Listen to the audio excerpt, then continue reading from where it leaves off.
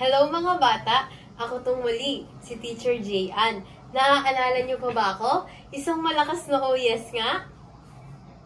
Okay, kung gayon, kung nakikilala at natatandaan niyo pa ako, magsisimula tayo sa pag-a-action song at magtuturo ulit ako ng panibagong kwento. Handa na ba kayong makinig at matuto ng panibagong kwento? Isang malakas na oh yes nga ulit?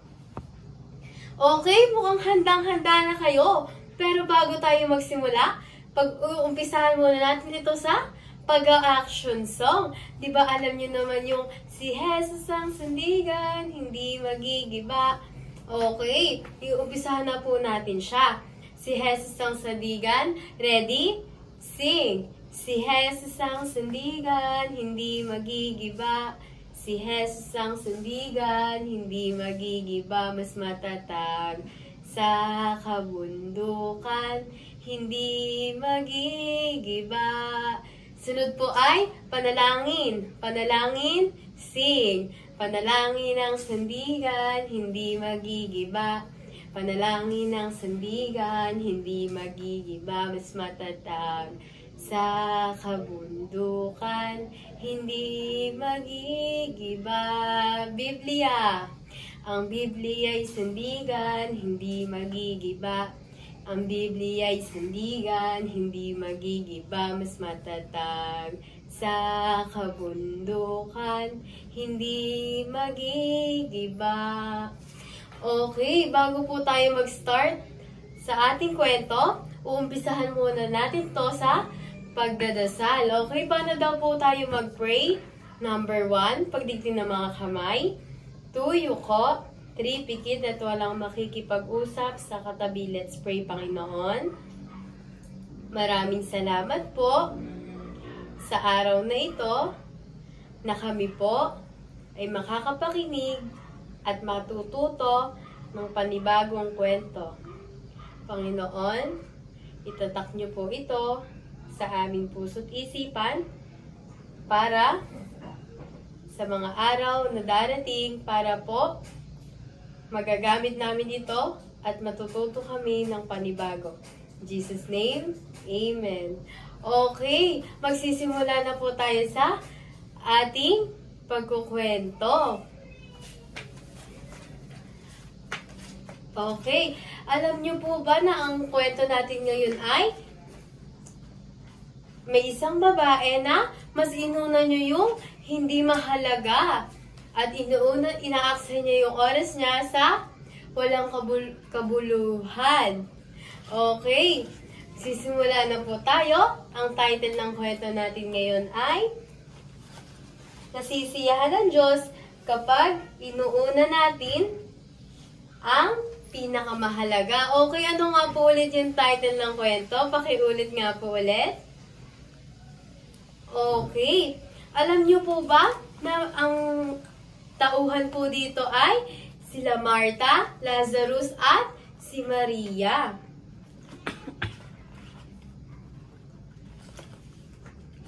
Okay. Si Jesus, nung narito pa siya sa lupa, siya at ang kanyang disipulo ay mahilig maglakbay. Pupunta po sila sa isang lugar. Alam niyo po ba kung ano yung pangalan ng lugar na yon? Ang lugar po na yon ay sa Betania. Saang lugar po ulit sila pupunta? Sa Betania po. Pupunta po sila doon para magturo tungkol sa kaharian ng Diyos. Okay. Pagkatapos po sila pumunta doon, no isang araw po, nakarating sila sa isang bahay at agad silang pinatuloy ng magkakapatid na sila Maria, Marta, at si Lazarus. Si Lazarus po at si Maria ay kapatid ni Marta. Okay, ito po si Lazarus. Pagkatapos po pumunta doon ni Jesus at ipinituloy siya ng magkakapatid, ay pinaghanda po siya ni Marta ng makakain. Nang dahil po, espesyal po kasi si Jesus. Pero si Maria naman po ay umupo sa paahan ni Jesus para makinig ng salita o ituturo niya. Okay. Pagkatapos po, habang si Maria po ay nakikinig ng mabuti kay Jesus, si Marta po ay abalang-abala sa mga gawain. Napapaisip po siya, hindi po niya alam kung ano yung uumpisahan niya. Kaya naiinis po siya sa kanyang kapatid na si Maria.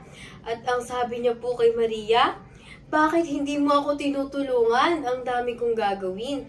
At sinabi niya po kay Jesus, Panginoon, hindi po ba kayo magagalit dahil hindi po ako tinutulungan sa mga gawain ni Maria? Pero ang sabi ng Panginoon, Marta, Marta, abalang-abala ka at balisang-balisa sa mga bagay. Pero si Maria ay ginawa niya yung mabuti. Kaya hindi ko iyon aalisin sa kanya. Nakikita po natin sa kwento, di ba? Na inuuna po ni Maria yung pinakamahalaga. Kaya po yung Diyos, parang masaya po siya sa ginagawa po ni Maria. Kahit man po inuuna po ni Marta si Jesus, hindi po nagdalawang isip yung kapatid niya na makinig lang sa pinakamahalaga. For example po, di ba po ganun din tayo? Katulad po sa family po natin. For example po, habang kumakain po tayo, di ba, hawak-hawak natin yung cellphone natin habang kumakain tayo. Magkakasama man po tayo sa pagkain, pero hindi po natin maalis sa sarili natin yung pagsi-cellphone. Kaya po dapat isipin po natin yung pinakamahalaga. Dahil yung hindi po, kapag po hindi natin inuna yung pinakamahalaga, katulad po ng narinig po natin is parang ayaw po ng Diyos noon. Kaya po 'di ba yung title natin, masaya masaya ang Diyos kapag inuuna natin yung mahalaga. Kaya po kapag hindi natin inuuna yung mahalaga, isa po yung kasalanan. Okay, magbigay nga po kayo ng kasalanang nagagawa po natin sa araw-araw. Okay, pagmumura, pakikipag-away. Di ba po marami tayong kasalanang nagagawa po natin sa isang araw? Nabibilang pa po ba natin yon? Di ba po hindi? Kaya po, binigay po ng Panginoon yung kanyang anak na si Jesus para pagbayaran yung ating mga kasalanan. Kapag po tinanggap natin si Jesus bilang Diyos at sarili nating tagapagligtas, kahit po may mga kasalanan tayo, hindi na po tayo mapupunta sa impyerno. Ano pong meron sa impyerno? Uod na hindi namamatay at apoy na hindi namamatay. Gusto niyo po bang pumunta doon? Ayaw po, lahat po tayo, ayaw nating mapunta doon. Kaya po, di ba, binigay sa atin ng Panginoon ang kanyang bugtong na anak na si Jesus. Okay, ano po yung dapat natin gawin para po hindi tayo mapunta sa impyerno? Ayun nga po, katulad po ng sabi ko kanina, tatanggapin natin siya bilang Diyos at sariling tagapagligtas. Kahit po mabait tayo at mapagbigay po tayo, hindi po tayo agad-agad mapupunta sa langit. Ang kailangan po natin gawin ay tanggapin si Jesus bilang Diyos at sariling tagapagligtas. Okay, sino po dito gustong tanggapin siya bilang Diyos at sariling tagapagligtas? Okay, tayo po tayo, mag-pray po tayo. Okay, number 1, pagdikitin ng mga kamay. Tuyo ko, 3 pikit at walang makikipag-usap sa katabi. Let's pray, Panginoon. Maraming salamat po sa araw na ito na nakapakinig po kami ng panibagong kwento. Panginoon, itatak niyo po iyon sa aming mga puso't isipan para po magaya po namin at masunod ang mga pinakamahalaga na gagawin po namin. Panginoon, patawarin niyo po kami sa aming mga kasalanan, sa isip, sa salita at sa gawa.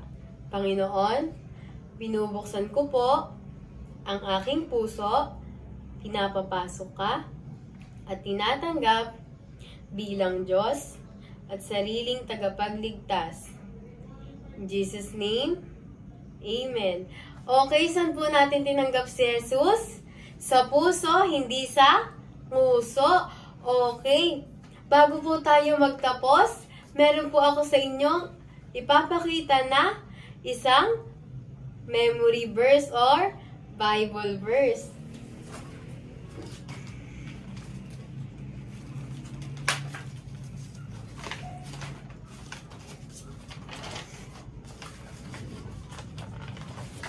Okay, ang ating Bible verse ngayon is Philippians chapter 1, verse 9 to 10. At ito'y dinadalangin ko na ang inyong pag-ibig ay lalo't lalo pang sumagana nawa sa kaalaman at sa lahat ng pagkakilala, upang inyong kilalanin ang mga bagay na magagaling upang kayo'y maging mga tapat at walang kapintasan ng hanggang sa kaarawan ni Kristo. Okay, ang sinasabi po sa Bible verse nito is, katulad nga po nung nasa kwento, parang kapag inuna po natin yung mga mahahalaga, magiging masagana po yung buhay natin. Katulad po, di ba, si Jesus at yung Panginoon po, masaya po sila kapag inuuna po natin yung mahahalaga. Sumasaya po yung buhay natin at nagiging maayos o sagana. Lalo na po kapag nakikilala natin si Jesus bilang Diyos at sarili nating tagapagligtas. Okay. Maraming salamat sa inyong pakikinig, mga bata. Ako tong muli, si Teacher Jayan. Hanggang sa muli. Paalam!